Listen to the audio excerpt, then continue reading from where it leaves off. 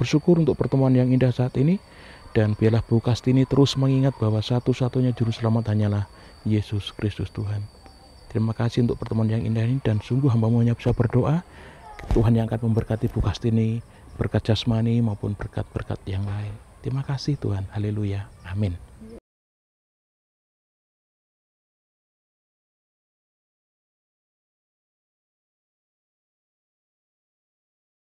Salam Bapak Ibu dan Saudara yang dikasihi dan diberkati Tuhan. Kita berjumpa kembali, dan saat ini kita akan bersama-sama untuk menggumuli kebenaran firman Tuhan dengan satu tema, yaitu pertobatan sejati. Namun sebelum lebih dalam kita akan mempelajari kebenaran firman Tuhan, Bapak Ibu, mari bersama-sama kita memohon pertolongan Tuhan di dalam doa. Mari kita berdoa. Bapa yang di surga, Tuhan kami Yesus Kristus, saat ini kami bersepakat memohon berkat Tuhan untuk kami merenungkan kebenaran firman Tuhan. Kiranya Tuhan Yesus yang menolong kami sehingga kami boleh dimengertikan dan dimampukan untuk melakukan kebenaran firman Tuhan. Karena kami tahu Tuhan, yang berbahagia adalah mereka yang mau mendengar firman Tuhan dan mentaatinya untuk melakukan. Terima kasih Bapa sepenuhnya untuk pembelajaran kami saat ini, kami serahkan ke dalam tangan kuasa-Mu. Di dalam nama Tuhan Yesus Kristus kami berdoa. Haleluya. Amin. Saudaraku dikasihi Tuhan, kesempatan saat ini, pemberitaan firman Tuhan terambil dari kitab Yunus pasal yang ketiga, ayat 1 sampai dengan yang ke-10. Saya akan baca untuk kita semua. Demikian firman Tuhan untuk setiap kita yang dikasihinya. Pertobatan Niniwe. Datanglah firman Tuhan kepada Yunus untuk kedua kalinya, demikian. Bangunlah, pergilah ke Niniwe, kota yang besar itu, dan sampaikanlah kepadanya seruan yang kufirmankan kepadamu. Bersiaplah Yunus lalu pergi ke Niniwe, sesuai dengan firman Allah. Niniwe adalah sebuah kota yang mengagumkan besarnya, 3 hari perjalanan luasnya. Mulailah Yunus masuk ke dalam kota itu sehari perjalanan jauhnya. Lalu berseru, 40 hari lagi, maka Niniwe akan ditunggang balikkan. Orang Niniwe percaya kepada Allah. Lalu mereka mengumumkan puasa, dan mereka baik orang dewasa maupun anak-anak mengenakan kain kabung. Setelah sampai kabar itu kepada raja kota Niniwe, turunlah ia dari singgasananya, ditanggalkannya jubahnya, lalu diselubungkannya kain kabung. Lalu duduklah ia di abu.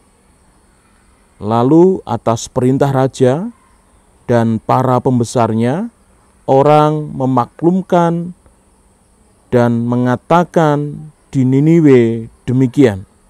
Manusia dan ternak, lembu, sapi, dan kambing, domba tidak boleh makan apa-apa, tidak boleh makan rumput, dan tidak boleh minum air. Haruslah semuanya, manusia dan ternak, berselubung kain kabung, dan berseru dengan keras kepada Allah, serta haruslah masing-masing berbalik dari tingkah lakunya yang jahat dan dari kekerasan yang dilakukannya. Siapa tahu, mungkin Allah akan berbalik dan menyesal, serta berpaling dari murkanya yang menyala-nyala itu, sehingga kita tidak binasa. Ketika Allah melihat perbuatan mereka itu, yakni bagaimana mereka berbalik dari tingkah lakunya yang jahat, maka menyesallah Allah karena malapetaka yang telah dirancangkannya terhadap mereka, dan ia pun tidak jadi melakukannya. Ibu, bapak, dan saudaraku yang dikasihi dan diberkati Tuhan, tema untuk perenungan kita saat ini adalah pertobatan yang sejati. Logika kita berpikir, ketika kita mengamati tema ini, maka ada satu pemikiran, jika ada pertobatan yang sejati, maka ada pertobatan yang tidak sejati atau pertobatan yang pura-pura. Nah, saat ini kita akan belajar bagaimanakah ciri-ciri orang yang sudah mengalami yang namanya pertobatan sejati. Ibu, bapak, dan saudaraku yang dikasihi Tuhan, kalau kita baca perikop yang baru saja kita dengarkan saat tadi, bahwa di situ mengisahkan tentang seorang nabi Tuhan yang diutus Tuhan untuk pergi ke Niniwe, yaitu Nabi Yunus. Firman Tuhan dengan sangat jelas mengatakan, datanglah firman Tuhan kepada Yunus untuk kedua kalinya. Firman Tuhan ini mengatakan kepada kita semua bahwa datanglah firman Tuhan yang kedua kalinya. Ini berarti Bapak Ibu, Yunus pernah mendapatkan perintah yang pertama. Dan ketika Yunus mendapatkan perintah yang pertama, Yunus tidak mau melakukan perintah Tuhan itu. Namun dia memilih untuk pergi ke Tarsis, di mana itu dijelaskan di dalam Yunus pasal yang pertama ayat 1 sampai dengan yang ke-17. Diceritakan bagaimana Yunus mendapatkan perintah Tuhan yang pertama untuk pergi ke Niniwe dan menyampaikan berita pertobatan di Niniwe. Namun Yunus memilih untuk tidak melakukan itu dan dia pergi ke Tarsis, melarikan diri dari panggilan Tuhan. Dan pada akhirnya kita tahu cerita bagaimana ketika Yunus melarikan diri, dia pada akhirnya mendapatkan undi dan dia dibuang ke laut. Dan ketika di dalam laut inilah ada seekor ikan yang menelannya. Dan di dalam perut ikan inilah Yunus mengalami titik balik dalam kehidupannya. Yang dulunya dia tidak mau menerima perintah Tuhan, yang dulunya dia tidak mengindahkan firman Tuhan. Ketika di dalam perut inilah, di antara hidup dan matinya, dia mengalami pertobatan yang sejati. Saudaraku yang dikasihi Tuhan, sesuatu yang Tuhan kerjakan dalam hidup Yunus, mengalami perubahan hidup itu enggak mudah. Terkadang Tuhan izinkan sesuatu yang tidak enak dialami setiap kita, dan itu menjadi sarana kuasa Tuhan untuk mengubah hidup saya dan saudara. Yunus pun mengalami hal yang sama. Yunus harus ditelan ikan dulu, baru mengalami pertobatan yang sejati. Nah, setelah itu datanglah firman Tuhan untuk yang kedua kalinya kepada Yunus. Mari Bapak Ibu, kita perhatikan ayat yang ketiga. Bersiaplah Yunus lalu pergi ke Niniwe sesuai dengan firman Allah. Belajar dari pengalaman hidupnya Yunus. Yunus tidak mau lagi untuk tidak mentaati firman Tuhan. Memang ada alasan yang sangat mendasar kenapa Yunus itu nggak mau pergi ke Niniwe. Karena Bapak Ibu, Niniwe ini adalah ibu kota daripada bangsa Asyur. Di Niniwe ini terkenal dengan manusia-manusianya, penduduk kota yang sangat jahat, sangat kejam, hanya mementingkan diri sendiri, tidak memikirkan orang lain, hanya mencari kesenangannya sendiri, tidak pernah mengindahkan untuk menyenangkan Tuhan. Jadi ini yang menjadi alasan bahwa Yunus tidak mau ke Niniwe.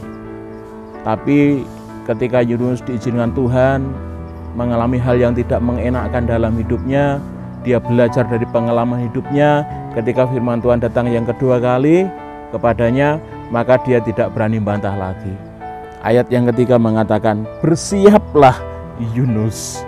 Tidak lari lagi, namun Yunus bersiap sedia untuk mempersiapkan hatinya, mempersiapkan dirinya untuk mau berangkat ke Niniwe. Saudara dikasihi Tuhan, ini adalah ciri-ciri orang yang mengalami pertobatan yang sejati. Bagaimana orang itu akan mau taat perintah Tuhan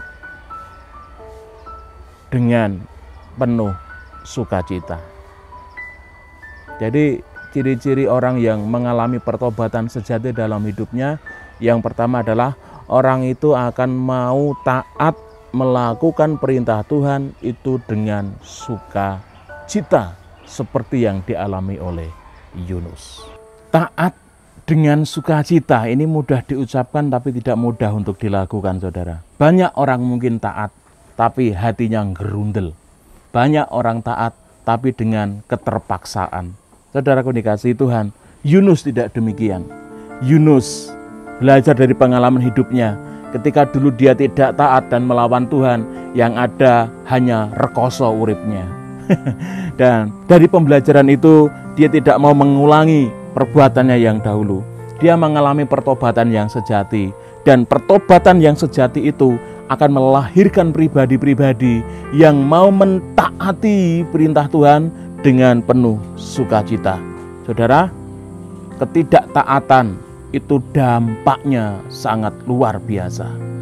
Kita tahu Alkitab memberikan sebuah kesaksian bagaimana Adam dan Hawa ketika tidak taat akan perintah Tuhan, mereka diusir dari Taman Eden. Mereka harus mengalami sebuah konsekuensi yang tidak ringan. Bagaimana tanah pun dikutuk akibat apa yang mereka lakukan. Dan dari Adam dan Hawa inilah semua manusia di bumi pada akhirnya mewarisi yang namanya dosa keturunan. Dampak ketidaktaatan. Bagaimana seorang Abraham dan Sarah ketika tidak taat akan perintah Tuhan, tidak taat, tidak percaya, meragukan janji Tuhan, maka yang terjadi apa? Hagar masuk dalam kehidupan rumah tangga mereka. Dan akhirnya terjadilah perselisihan dalam rumah tangga Abraham karena hadirnya Ismail dan Ishak.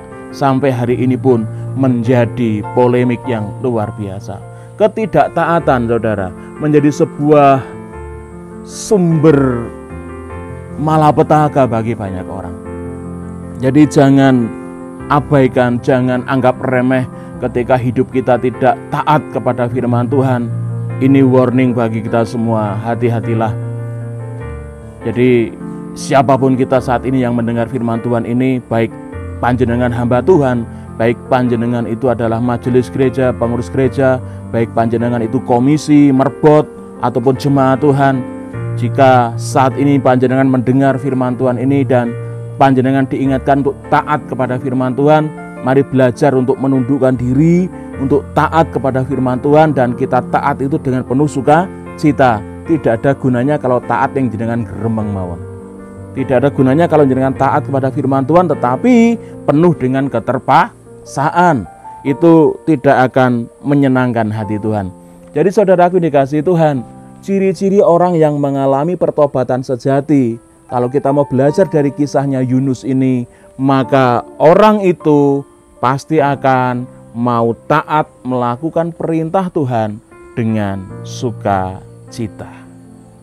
Lalu yang kedua, saudaraku, ciri-ciri orang yang mengalami pertobatan sejati itu apa? Mari kita lihat di ayat yang keempat. Mulailah Yunus masuk ke dalam kota itu. Apa artinya ini? Diceritakan bahwa kota Niniwe itu sangat mengagumkan. Luasnya itu adalah perjalanan orang itu 3 hari lamanya. Dan saat itu mulailah Yunus masuk ke dalam kota itu sehari perjalanan jauhnya. Waktu zaman dulu belum ada NMAX atau Vario, saudara. 1 hari perjalanan itu tentu akan sangat menguras energi yang luar biasa. Saudaraku, tidak hanya menguras energi, tapi berita yang disampaikan oleh Yunus ini bukan berita yang enak loh. Firman Tuhan dengan jelas mengatakan 40 hari lagi Niniwe akan ditunggang balikkan. Coba bayangkan saudara, sudah kesel, sudah capek, dia harus berani memberitakan berita pertobatan kepada orang-orang Niniwe. Kalau menyampaikan berita, hei Om Abed, kamu dapat arisan, itu enak. Ini beritanya nggak enak, saudara. Hei orang-orang Niniwe, dengarkanlah baik-baik. 40 hari lagi jika kamu tidak bertobat, kota Niniwe akan ditunggang balikkan Tuhan. Wow. Coba kalau orang Niniwe nggak seneng, bisa dikaploki ini Yunus, bisa ditempeleng ini Yunus. Jadi saudaraku, itulah harga yang dibayar seorang Yunus ketika dia mulai mau hidup dalam pertobatan yang sejati. Artinya apa? Orang yang hidupnya sudah mengenal yang namanya pertobatan sejati, maka orang itu akan rela untuk mau bayar harga. Saudara, ini gandengannya orang yang mau bertobat dalam pertobatan sejati. Orang itu pasti mau bayar harga. Saat ini kita dikajar, saudara, bersama dengan teman-teman. Ada Om Abed, Pak Sunoto, dan Bu Eni, anak-anak, Bu Talita. Janjane nggih enak neng omah turu ya nih. Tapi kita mau belajar untuk bayar harga, saudara. Bagaimana melayani Tuhan itu memang tidak murah. Ada bayar harga. Nah, ini yang menjadi pembelajaran kita semua bagi orang-orang percaya yang hidup dalam pertobatan yang sejati, maka kita harus mau bayar harga. Melayani Tuhan, menyenangkan hati Tuhan, itu memang kalau tidak mengalami pertobatan sejati akan terasa sangat rekoso dan sangat terbeban. Tapi kalau orang-orang yang sudah mengalami pertobatan sejati bisa melayani Tuhan, itu adalah sebuah berkat dan anugerah. Jadi akan dilakukan dengan sukacita. Jadi saudaraku, harga apa yang sudah kita bayar yang itu membuktikan bahwa kita sudah mengalami pertobatan yang sejati. Itu adalah ciri-ciri orang yang bertobat dalam pertobatan yang sejati, yaitu orang itu berani bayar harga. Berani bayar harga. Ora hitung-hitungan kali Gusti. Karena berkat yang terbaik, terindah, teristimewa sudah didapatkan orang itu. Maka dia akan memberikan dirinya, hidupnya, hartanya, talentanya, waktunya untuk kemuliaan Tuhan. Makanya ibadah yang sejati itu adalah bagaimana kita mempersembahkan hidup kita melakukan kebenaran firman Tuhan. Mari belajar, saudara, sama-sama belajar. Kan kita sudah mengalami pertobatan sejati. Jadi itu ciri yang kedua. Selanjutnya, ciri yang ketiga orang yang mengalami pertobatan sejati adalah yang ketiga. Ciri-ciri orang yang mengalami pertobatan yang sejati adalah, mari kita perhatikan saudaraku ayat yang kelima. Orang Niniwe percaya kepada Allah. Wow, ini yang di luar dugaan Yunus. Yunus pernah berpikir bahwa orang-orang Niniwe ini nggak bakalan mau bertobat karena saking jahatnya, saudara. Makanya ketika Tuhan berfirman kepadanya yang pertama itu, dia nggak mau melakukan perintah Tuhan karena apa? Logikanya main, mental blocknya main. Wah, ini terlalu parah ini orang Niniwe nih, nggak mungkin nih mau bertobat, mereka terlalu kejam, daripada aku ke sana dibunuh, begitu kan. Makanya dia melarikan diri. Namun saudaraku, semuanya terbantahkan di ayat yang kelima. Bagaimana orang-orang Niniwe karena kuasa Tuhan, karena seizin Tuhan, mereka meresponi berita yang disampaikan Yunus. Mereka mau bertobat dan mau percaya akan berita yang disampaikan Yunus. Tentunya ini tidak terlepas daripada kemurahan Tuhan yang boleh melembutkan hati orang-orang Niniwe. Nah, saudaraku, ketika orang-orang ini percaya, orang-orang Niniwe ini percaya, mereka apa yang dilakukan? Mereka berpuasa. Luar biasa. Saudara pernah puasa mboten? Dadi wong Kristen? Mboten? Lah. Berpuasa itu penting untuk menumbuhkan kedewasaan rohani kita. Nah, orang-orang Niniwe yang baru percaya Tuhan saja, mereka sudah mau puasa. Kadang kita yang sudah Kristen puluhan tahun nggak pernah puasa. Karena kita sudah diselamatkan, Pak, ngapain puasa gitu ya. Kadang kita itu orang-orang yang terlalu dimanja Tuhan. Makanya sampai kita itu nggak bertumbuh rohaninya. Saudara ini kasih Tuhan. Tidak cukup hanya itu, mereka juga mengenakan kain kabung. Kain kabung ini adalah sebuah lambang, sebuah tanda orang ini menyesal, orang ini bertobat, orang ini sungguh menyadari kesalahannya.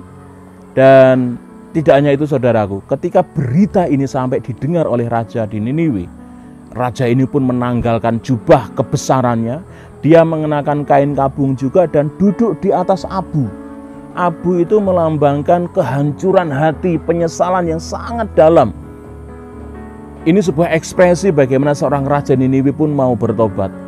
Dan oleh karena itu, ketika dia bertobat, maka dia pun menyerukan orang lain untuk bertobat juga.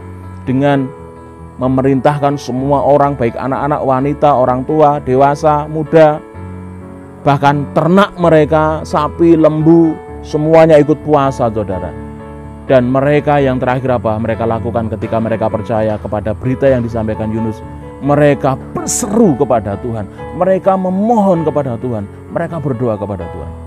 Ini perubahan hidup yang sangat nyata yang dilakukan oleh orang-orang Niniwe. Jadi artinya apa? Dari sini kita belajar bahwa orang yang mengalami pertobatan sejati itu, maka orang itu akan mengalami perubahan pola pikir ya. Ini yang penting bagi kita. Ketika orang itu mengalami perubahan pola pikir, yang dulu nggak percaya menjadi percaya, maka pada akhirnya ketika orang itu menjadi percaya, ada sesuatu yang dilakukan. Saudaraku, percaya itu nggak pasif. Saya yakin percaya itu adalah aktif. Bagaimana kita percaya kepada Tuhan, pasti ada sesuatu yang kita lakukan untuk kemuliaan Tuhan. Tidak hanya percaya, aku percaya. Tidak hanya sekedar itu. Tapi ketika orang-orang Niniwe ini menjadi percaya, ada tindakan-tindakan real, ada hal-hal yang dilakukan yang notabene semuanya itu adalah untuk memuliakan nama Tuhan. Bagaimana mereka mengalami perubahan hidup. Ini ciri-ciri yang real. Kalau orang sudah bertobat yang sejati, pasti ada perubahan dalam hidupnya. Kalau nggak ada perubahan yang signifikan dalam hidupnya, jangan-jangan orang ini mengalami pertobatan yang tidak sejati, yaitu pertobatan yang pura-pura, saudara. Saya kadang takut, jangan-jangan aku pun ini sedang berpura-pura munafik begitu. Jadi menjadi ukuran diri saya sendiri, saudara. Kadang orang Kristen itu pinter nyamar ya, pinter berkamuflase, ketoke api, ketoke sregep ring gereja, ketoke rohani banget. Tapi ketika di luar orang nggak tahu, dia melakukan hal-hal yang mungkin mendukakan hati Tuhan. Kalau di hadapan orang mungkin ketoke manis, ketoke omongane santun gitu, ketoke rohani, selalu membawa nama Tuhan gitu, sampai kepleset menyebut nama Tuhan, bayangkan. Tapi terkadang di luar orang-orang, ketika orang-orang tidak melihat mereka mungkin melakukan banyak hal yang notabene adalah mendukakan hati Tuhan. Nah, orang-orang Niniwe ketika mereka percaya kepada Tuhan, mereka benar-benar ada perubahan yang nyata. Ini menjadi sebuah ciri orang yang mengalami pertobatan. Mereka mau menjadi teladan untuk yang lain. Bahkan seorang raja pun akhirnya mengikuti keteladanan mereka. Luar biasa ya. Jadi kalau orang itu sudah mengalami pertobatan yang sejati, orang itu akan mengalami perubahan pola pikir, orang itu akan mengalami perubahan sikap hidup, orang itu akan menjadi teladan bagi orang lain. Nah, masalahnya adalah seringkali banyak orang itu ingin orang lain berubah jadi lebih baik. Nggih mboten? Banyak kan? Orang itu kepingin orang lain itu berubah jadi lebih baik. Tapi masalahnya adalah orang itu sendiri tidak mau berubah menjadi lebih baik.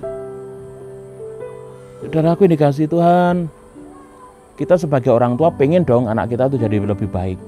Tapi kadang kita sebagai orang tua tidak mau berubah jadi lebih baik. Ini sesuatu yang nggak adil menurut saya. Jadi kalau ingin orang lain berubah, maka dimulai dari hati kita, dari hidup kita, dari kita. maka kita harus mau diubahkan Tuhan lebih dulu. Kita ingin jemaat Tuhan berubah, kita ingin gereja Tuhan berubah menjadi lebih baik lagi, maka dimulai dari pemimpinnya dulu, harus mau diubahkan Tuhan menjadi lebih baik. Kalau pemimpinnya nggak mau diubahkan Tuhan menjadi lebih baik, selalu ingin hidup dalam kedagingannya, ya jangan berharap ada perubahan dalam jemaat Tuhan, ada perubahan dalam gereja Tuhan, ada perubahan dalam anak istri keluarga panjenengan. Dimulai dari pemimpin. Sebagai pemimpin keluarga, ingin keluarganya baik, ya pemimpin keluarganya harus mau diubahkan jadi lebih baik. Jadi ini sangat menjadi berkat bagi kita semua, belajar dari pertobatan orang-orang Niniwe.